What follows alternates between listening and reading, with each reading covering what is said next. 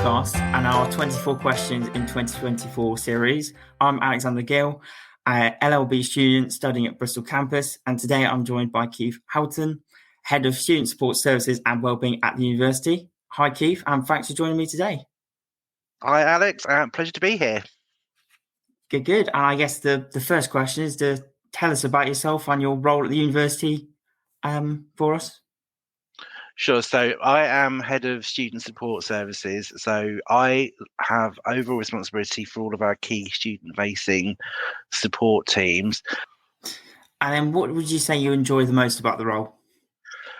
It's knowing that what I do contributes to making a real difference to students. So, quite often we see my teams and I see students who are, to coin a phrase, at rock bottom or, really, really struggling, and actually working with the student to actually help them to go on and become the success that they really can be. That's what I find really good. Yeah. And then I guess leading on to the start of our main section today, could you explain a bit more about the student support services available here at the university?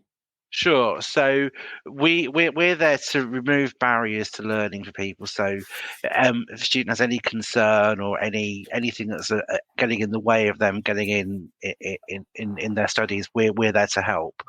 So whether that's working with a team to look at what adjustments need to be put in place for someone to do exams, or in the teaching environment with the disability team, whether that is, you're dealing with an ongoing issue with a landlord or money, anything like that at all, the teams are there to. And then what would you say a typical day is for you as the Head of Student Support Services and Wellbeing? I think a typical day is to expect the unexpected. So you can have a plan of, you've got all these meetings that you're supposed to be going to, or some follow-up work that you have to do, but that will always get put on the back burner if, a member of staff contacts saying need some help working with a student, or they've come across a situation that you've never come across before, and you need some guidance in how to deal with that. Even though having been in the job as long as I have, every day something new will come along that you've never seen before. And I guess from what you said earlier on, this will link in, but how did you actually initially get into the field in the first place? I blame student politics. So when I did my undergraduate degree, I got involved in the Students' Union as one of the equalities officers whilst I was studying. Then went on at the end of that to be Vice President Education and Welfare as a sabbatical year. So ULaw has its two co-presidents. I was at quite a big university at the time, so we had various ranges. So I was Education and Welfare Officer and Deputy President. Tried a bit of time in banking, didn't like that. Tried a bit of time in legal publishing, didn't like that. Then worked for a students' union as an advice coordinator, and that's how, over time I've got to where I am now. Obviously, during your time at the university, you help launch the University of Law Wellbeing app. Could you just tell us a little bit more about how that app works? Sure. So it puts all of the support services and access to everything in the palm of the student's hand. So there's an explore tab on it, and you go through that, and it can link you through to all of our teams, including how to contact them. Soon we're going to have appointment booking links in it as well once we've got them working. So that's going to be a really good development. It also contains lots of podcasts and resources on things like mindfulness, relaxation, exam stress, things like that. One of the big developments that the developers have brought through recently is something called Charlie, which is an AI backed chatbot that will talk you through. It might be a 5-minute relaxation exercise in the morning, or it might say to you, start a conversation, how are you feeling today? And then how you answer that might say, well, here's some breathing exercises to do, or it gives you some sort of or some guided meditation, something like that. And we've had really good feedback that people find that really popular. And then are there any other ways in the ways that the university use technology to support students? I know you said that more students kind of maybe use online as an easier interaction, but are there any other ways students can interact with you? So we use the wellbeing app. We also use another number of online resources. So all University of Law students have access to a platform called Together All, which is an online peer support platform for mental health, where you can go on, you can talk to other people who are experiencing what you're going through. Also have a 24/7 student assistance program through a company called Spectrum Life that we partner with. That has a 24/7 helpline, so you can call that no matter what time, day or night for any issues. And that also has loads of online resources. I don't know if this is possible for you to know, but do you think those resources get accessed more by students who are mainly online in terms of the online campus, or do you think it's a range of students who use the services? A very wide range of students do use those services. We know from the access stats that we can get that our online students are the biggest users of them. But they are available to everybody. Yeah. And then, do you reckon there's any periods in the academic year where students are more likely to experience kind of signs or lead up to stress more than others? Yeah, there are several. So the very, very start of someone's university career, particularly international students moving away from home or moving to a new country for the first time, you can experience culture shock and adjustment and homelessness issues quite well. So the team will work very closely with students at those times of the year to support them through those. The other big one, obviously, is in the run up to big assessment deadlines or exams.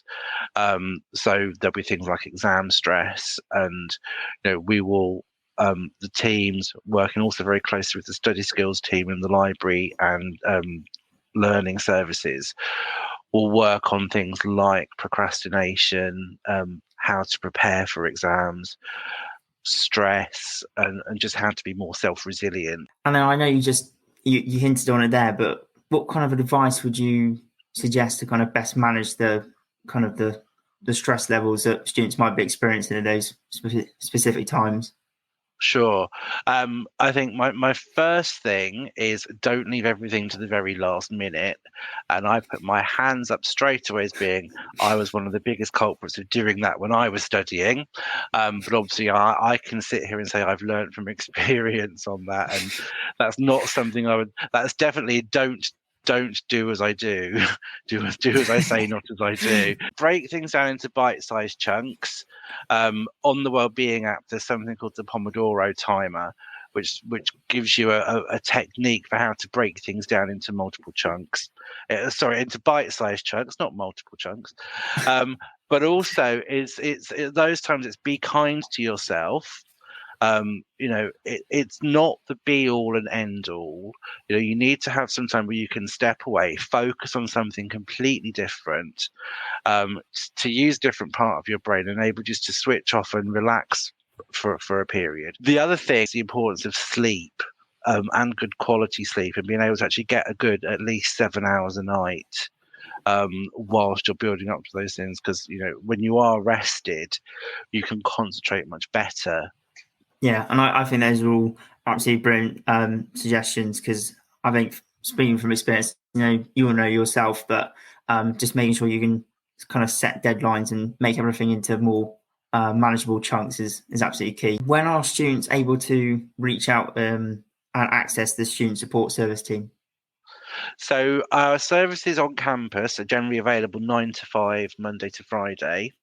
But as I say, things like the app, Together All, and the Student Assistance Program are available 24/7, whether that's through the helpline or through their online services. So through pretty much all the time, there is some sort of service available to all students at all the time. Do you have any advice for students who may struggle with the kind of socialising aspect of university? I think you carried out a recent survey on this area as well. Yeah, so that can be obviously again quite challenging in socializing and coming into these groups. That's, I think, a place where the clubs and societies run through the Students' Union can make a really big difference. You can get together with people who share like-minded interests, whether that is table tennis or a particular interest that you might have. Yeah, and I guess the other thing, linking back to what you said, if societies and making sure you're kind of you can make groups of people that think similar to you, is kind of, if you're thinking it, someone else is probably thinking they would like to do it as well. You're not the only one thinking that as well. Exactly that. What would be your 3 kind of general top tips for wellbeing for students as well? So again, it's a good self-care routine. So and this will sound quite old-fashioned, but a lay until 1-2 o'clock in the afternoon is very, very attractive, especially at the weekend, and I may or may not do that on occasion myself. But it's to get yourself into a routine. Try and stick to the routine as much as possible. With the routine part, why do you think it's so important to have, why do we do so well when you've got a structured routine, kind of keeping us in check, sort of thing? I think it's so that you can set yourself realistic expectations. You know that you've got a certain number of hours in the day to do, whether that's the preparation work for a class, or consolidation work, or revision, or whatever that happens to be.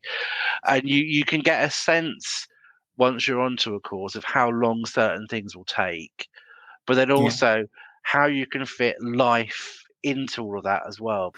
And then kind of building on what we said, what do you think has caused the changes in awareness and around wellbeing and just mental health in general over the last 10 years? Because there has been a major drive to actually recognise that it's very important in society in general. Sure. I mean, I think one of the biggest things is that people have become more accepting.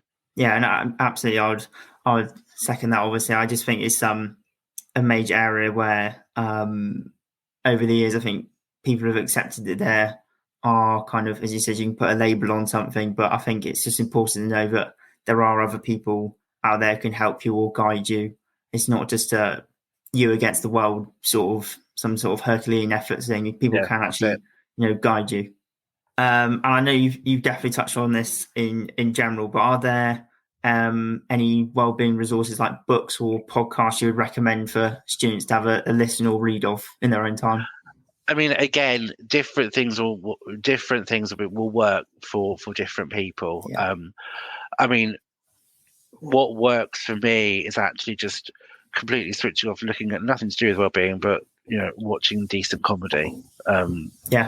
Things like that. But in terms of for students and sort of study related stress and things like that, I say look at the wealth of resources on the Wellbeing app and also on Spectrum Life. There's something there. Plus, also the library has a wellbeing collection, which is a range of ebooks that you can look at and go through. So do whatever work. Find something that works for you. And going a bit about yourself, actually, what is your proudest achievement in your career to date? Ooh, pick one.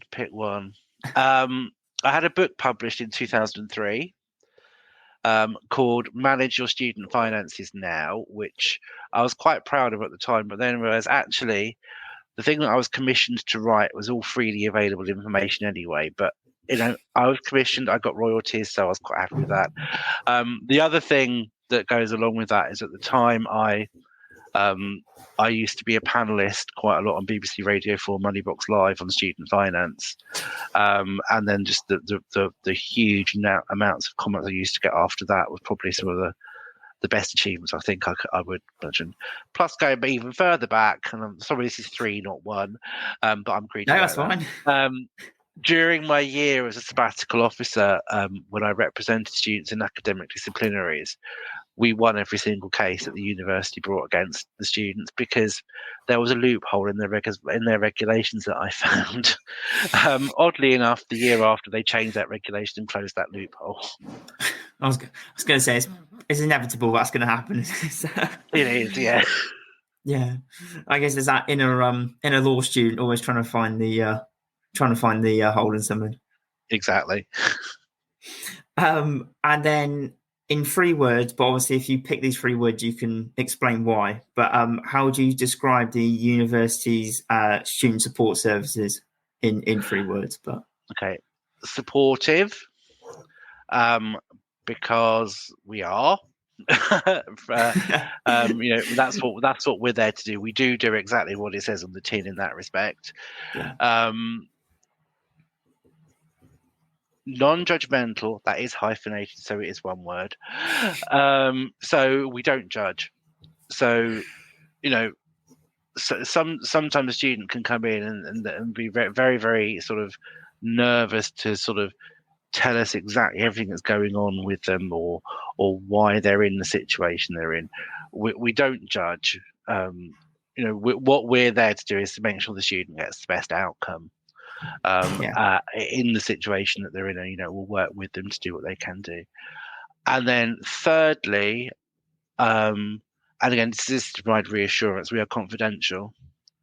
So what a student says to a wellbeing advisor or a member of the team stays within that team. We only share information above and beyond that if the student actually specifically asks us to, or if it's the case where they've told us something such as a safeguarding issue, where we have to pass that information on by law. yeah. But we're very clear and upfront with all that, what you say to us. So it won't necessarily go back to personal tutors or academic coaches unless you specifically ask us to. And to kind of finish off the podcast, we're just going to do some 8 questions, find a bit more about you, and yeah, we'll give us a go. So the first one is, if you could make one change in the world, what would it be? I would have people actually sit down and talk to each other and actually discuss things in an adult manner, rather than suddenly escalate things and end up in, as we are in certain areas of the world today. Yeah, I think that would be a nice change, wouldn't it? So, and if you were hosting a dinner party, could you name a guest, dead or alive, that you would like to invite, and why? That one's difficult because there's so many people. Me and my husband often sit and talk about this quite a lot. But I think one person. You can more than one if you like. Yeah, one dead person I would invite would be someone called Mark Ashton. Now, he was a campaigner in the late 80s, early 90s, at the time when Section 28 was still on the statute books. There was an unequal age of consent for gay men. And he was quite a trailblazer in a group called Lesbians and Gays Support the Minors. And he's the main character in the film Pride. Is based on a real character. And I'd really sort of like to actually have a conversation with him about, what made him tick, what it was like at those times, and just so sort of compare how things are now. And I think someone living, it would have to be Claudia Winkleman, just so I can find out what really goes on behind the scenes in The Traitors. That's a really good answer. I mean, I love the show, so then I'd absolutely be the same. So, and then the next one would be, what is your favorite movie? This one's really easy. It's a very highbrow film. It's The Adventures of Priscilla, Queen of the Desert. And between me and my group of friends, we could probably recite the entire film back to people. It's always a good sign of a film, though, isn't it? It is. And then, apart from watching The Traitors, what is your favourite way to relax as well?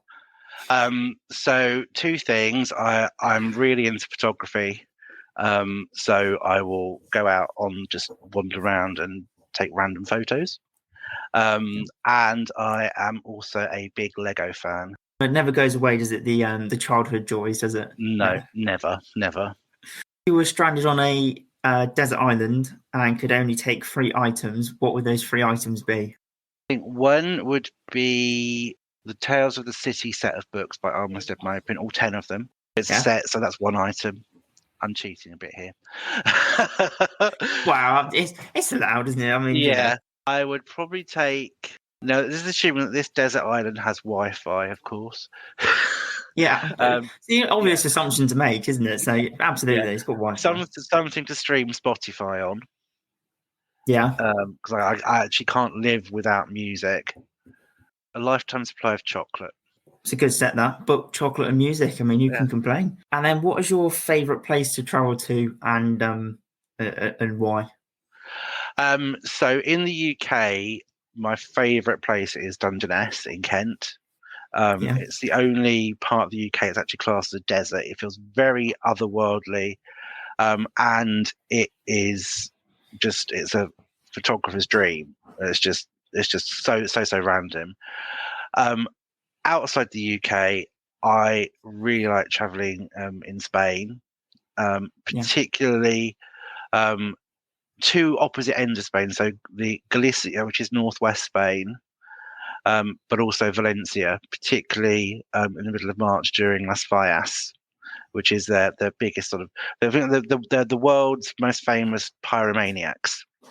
And it's just this festival of fire almost, and it's just insane. And I love it. wow. I mean, I've actually been to Dungeness, and I'll totally agree. It's a unique place in the UK, that's for sure. Yeah. Um, and then, who do you admire the most and why? I'm actually going to say this is actually a former student of mine, not from University of Law, from elsewhere, who I worked with for 4 years during their course, and they'd been through some really rough times. They'd been through a divorce, cancer treatment, all sorts of issues, and by the end of it, got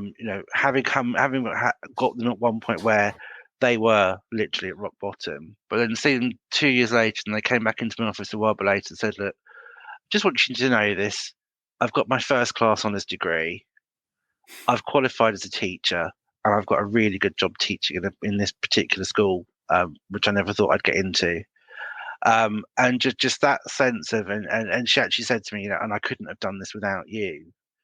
Um, but just knowing everything this person had gone through, I thought, if Yeah, that is the sort of person that, if I have those two, that's the sort of person I would aspire to be. yeah. That's a really nice example as well. That's really good. And then the final question is, what advice would you give an 18-year-old self? I think the advice I would give is don't listen to those who continue to put you down. You can go on and Yeah, be, you can go on to do really, really great things.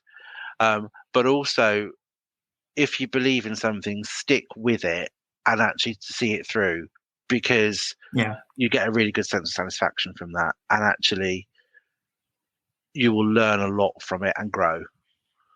yeah, yeah. No, I totally agree. I mean, it's just one of those things that I think you've just got to be. I mean, the best thing to be is just be you, isn't it? Yeah, If you go around life just being you, then you no one can do anything or say anything. It's you being you. So yeah.